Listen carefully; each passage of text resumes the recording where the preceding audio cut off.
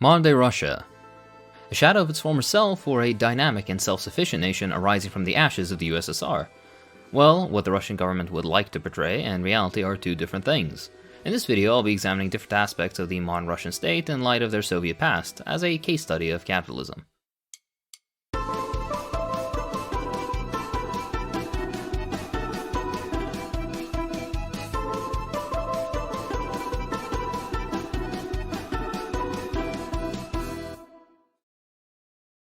Let's begin with the history.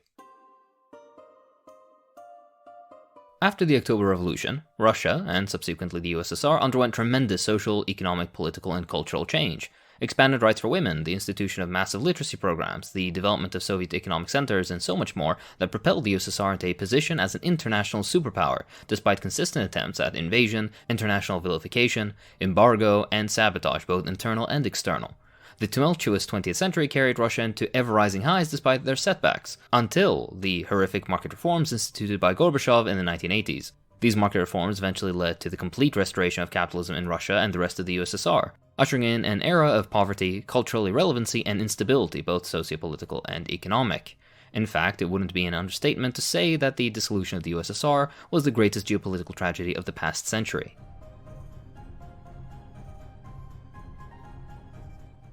The transition from socialism to capitalism was incredibly difficult. Following Gorbachev's disastrous market reforms came Yeltsin's shock therapy. Under the advice of Western neoliberals, who you should never take advice from, Yeltsin pushed Russia's economy into removing all price controls and state subsidies, removing all import-export barriers, and more importantly, mass privatization of all state industries and assets. He loudly proclaimed from socialism to capitalism in 100 days. What resulted was an economic disaster that was otherwise unprecedented in times of peace. To quote Cockshot, the world's second superpower was reduced to the status of a minor, bankrupt economy with a huge decline in industrial production and in living standards. Nothing brings out the scale of the catastrophe than the demographic data, which shows a huge rise in the mortality rate, brought about by poverty, hunger, homelessness, and the alcoholism that these brought in their wake. This collapse could have been foreseen by anyone with common sense, and many did, although they were now of an undesirable political persuasion and risked prison or worse for voicing their opinions. The neoliberals promised that once enterprises were free from the state, the magic of the market would ensure that they would interact productively and efficiently for the public good. Everything would spontaneously reorganize in the most efficient and profit-maximizing way. Basically, trust me bro. Soviet economy was a massive interlinked system with extensive networks between many countries as far away as Cuba, Vietnam, and Central Europe. State enterprises relied on regular state orders, the contents of which might be dispatched to other enterprises thousands of miles away. To quote the aforementioned source, whole towns and communities across the wilds of Siberia relied on these regular orders for their economic survival. Once the state was too bankrupt to continue making these orders, once it could no longer afford to pay wages, and once the planning network which had coordinated these orders was removed, what occurred was not the spontaneous self-organization of the economy promised by neoliberal theory, but a domino process of collapse. Orders stopped, closing primary industries. Deliveries of basic components further failed secondary industries, which had to close down as well. Domino after domino, the entire Soviet economy dissolved and fell apart, which was made even worse as the formerly single economy was splintered into over a dozen independent and incompetent economies in the wake of market reform.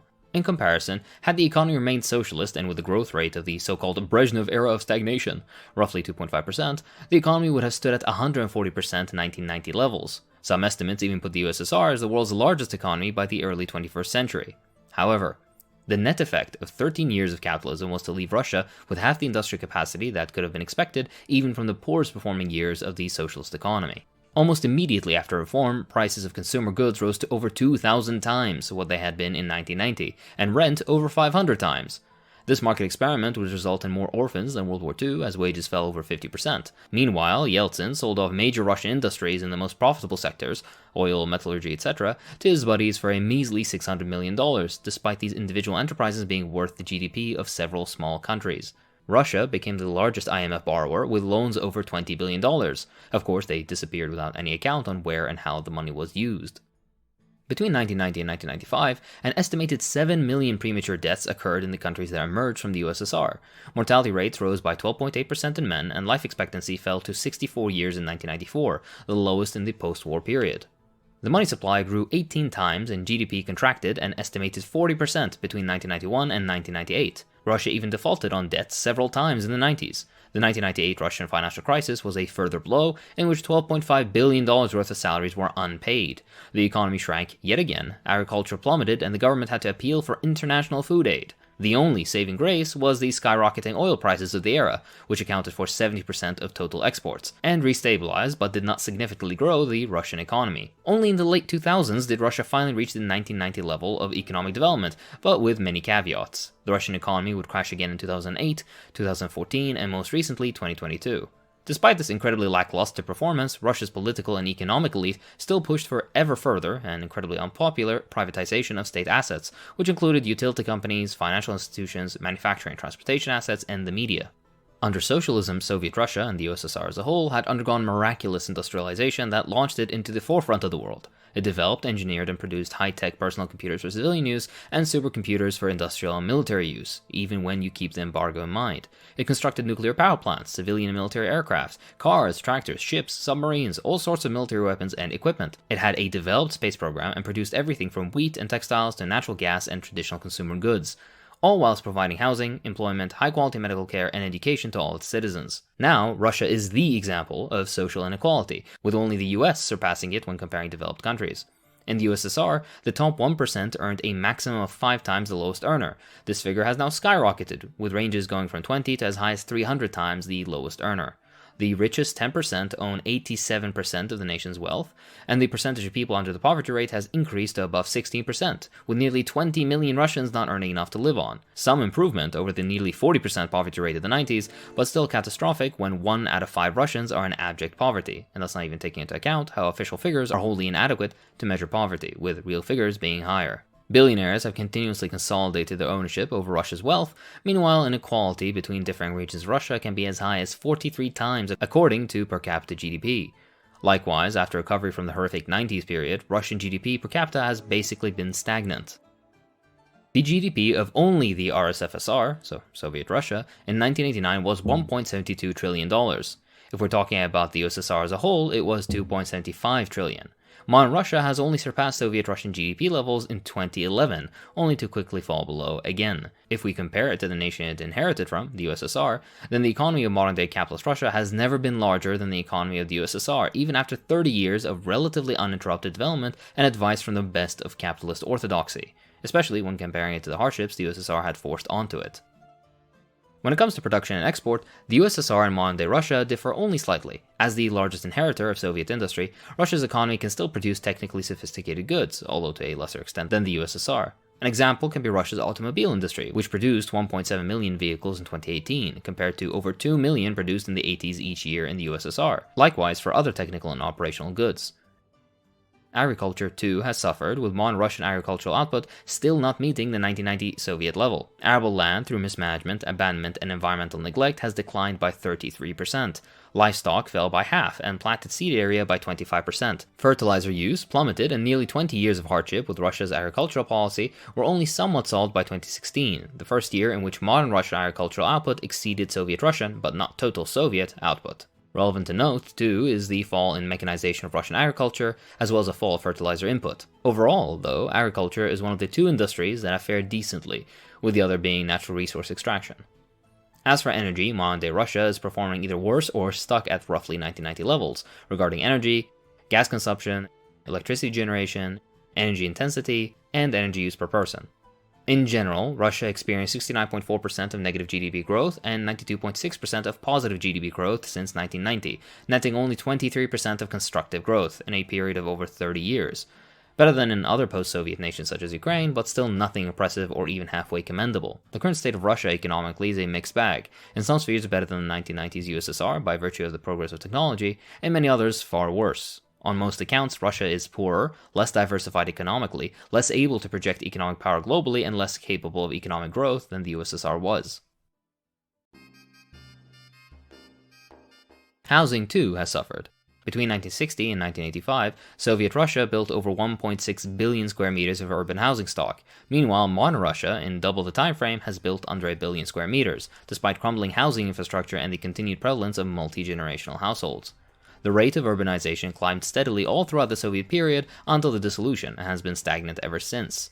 Thanks to Soviet policies, the vast majority of Russians own their own homes, but those that don't pay rents as high as 50% on their monthly salary. In Soviet times, rent was fixed to under 4% of your monthly wage, if you had to pay it at all.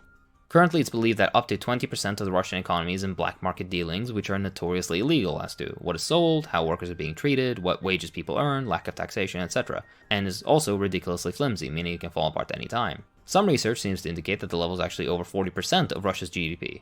This is especially ironic, as at the worst points of market reform USSR, the second economy, decried by economists as the smoking gun signaling the defeat of communism as a system, was only 10%.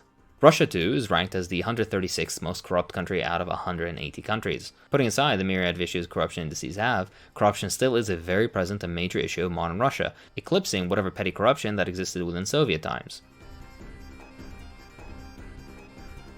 Officially, Russia is in a demographic crisis. Russia has a particularly high death rate and a low birth rate, traditional signs of poverty and an inadequate healthcare system. The phenomenon even has its own name, the Russian Cross. The population of Russia has been declining since 1990 by more than 500,000 people each year. In fact, Russia has only had 3 years since 1990 with a positive population growth of only 80,000. In the same time, they've lost nearly a net 14 million people. In the Soviet era, an extensive, interconnected, and highly developed healthcare system was developed all across the USSR. Healthcare was free of charge, and relevant indicators exceeded the world average in number of beds, doctors and nurses per 10,000 people, per capita access to healthcare, etc. The modern Russian state inherited the system and currently exists with mixed levels of development. The 90s saw massive privatization, the proliferation of for-profit clinics, essentially non-existent healthcare spending, the proliferation of addiction and communicable disease, as well as massively reduced life expectancy. Modern-day Russia supposedly has a free healthcare system, but a particular problem in certain parts of the country is that doctor salaries are extremely low, and hence many doctors demand a fee from patients in order for them to be treated. This puts Russian patients in a tight spot, as they too have low wages and sometimes cannot afford the fees doctors charge. Health centers in Russia, especially outside major cities, are in an extremely poor state. Medical equipment and facilities are in short supply and in high demand. Short staffing is a modern and developing issue, as many doctors and nurses have gone abroad where wages and living standards are higher, although this is currently offset with Russia's larger medical education base.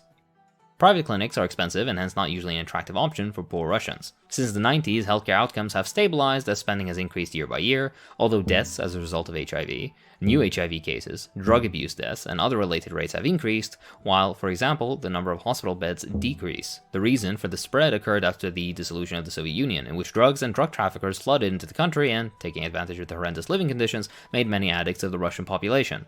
Through the sharing of needles and other unhygienic practices, HIV and AIDS spread. Alcohol and drug-related disorder rates have remained relatively unchanged in 30 years, with alcohol-related deaths accounting for nearly 500,000 people every year.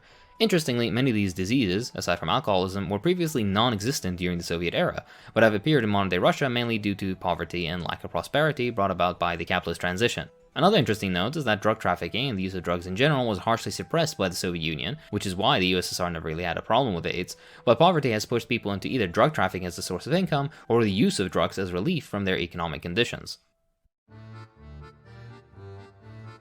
Russians have incredibly low faith in their political institutions, with polls showing faith in both chambers of the Russian parliament, the State Duma and the Federal Council, at only 10%. The number of people who care for the right to choose between different political parties was only 3%. Russians, too, heavily mistrust the institution of market mechanisms, and a large proportion delegate more trust to earlier forms of Soviet government and economic organization than modern capitalist Russia. 75% of Russians polled say that the Soviet era was the greatest period of Russian history, with many saying it was closer to the people, 59% saying it took better care of ordinary people than modern Russia, and a majority claiming they regret the dissolution of the Soviet Union. Not necessarily a call for a reinstitution of the Union, but interesting nonetheless. Equally high levels of mistrust exist for modern Russian bureaucracy, civil institutions, banks, employers, the police, and much more. In fact, modern-day Russia leads the world in lack of trust in civil institutions. The image of post-Soviet Russia is the image of pretty much all transitional countries. To quote from After the Wall Fell, the poor balance sheet of the transition to capitalism, how does the picture look? In the bottom group, absolute failures, we have 7 countries with a combined population of almost 80 million, 20% of the population of all transition countries. None is likely to reach its 1990 income anytime soon. Basically, they are countries with at least 3 to 4 wasted generations.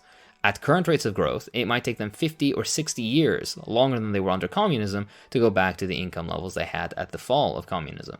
Most people's expectations on November 9, 1989 were that the newly brought capitalism would result in economic convergence with the rest of Europe, a moderate increase in inequality, and consolidated democracy. These expectations are fulfilled most likely in only one country, Poland, and at the very most in another rather small two. Their total populations of 42 million, or some 10% of all former communist countries. Thus, 1 out of 10 people living in transition countries could be said to have transitioned to the capitalism that was promised by the ideologues who waxed about the triumph of liberal democracy and free markets. It's a great article with a lot of perspective, I highly recommend it. Now, this isn't to say that the 20th century experience with state socialism was the way to build socialism, but the track record is clear. Modern capitalist transition has done a less than adequate job of delivering on what it promised. Likewise, I haven't commented on many other issues, for example, increase in prostitution, reduced rights for women, minority politics, and much more.